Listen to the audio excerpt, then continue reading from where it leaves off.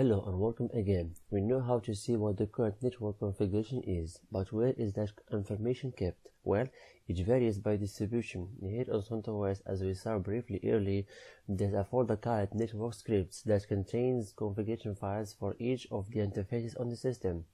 Let's take a look at that. I will type cd/etc/sysconfig/network-scripts. And let's take a look at the folder. The one I am interested in right now is the one that corresponds with my Ethernet adapter. In my case, EFC-EG-MP0 is 3.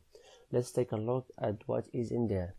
Depending on the changes that have been made already and the starting state of your system, the order of the options that you see here might be different. Let's take a look at few of these lines.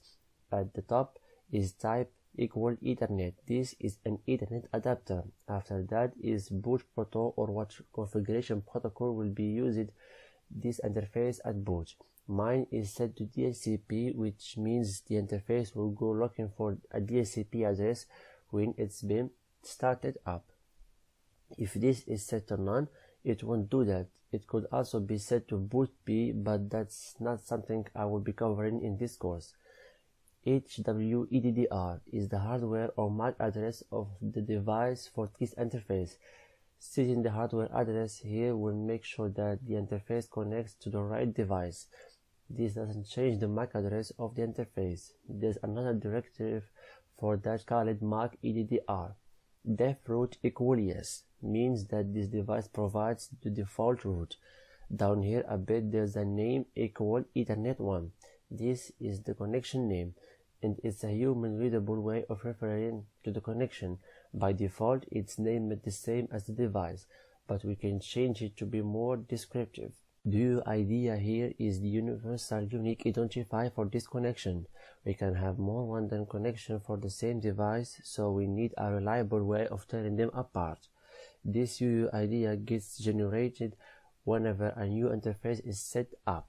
On boot equal yes means that this configuration for this interface will be explained as boot up, and the system will try to bring it online. If it's set to no, the system won't start it up at boot, but it can still be brought online manually later. Device here shows me what hardware device the interface is using. Currently is my Ethernet adapter. This is a dynamically configured interface right now, so some of the options are not showing up.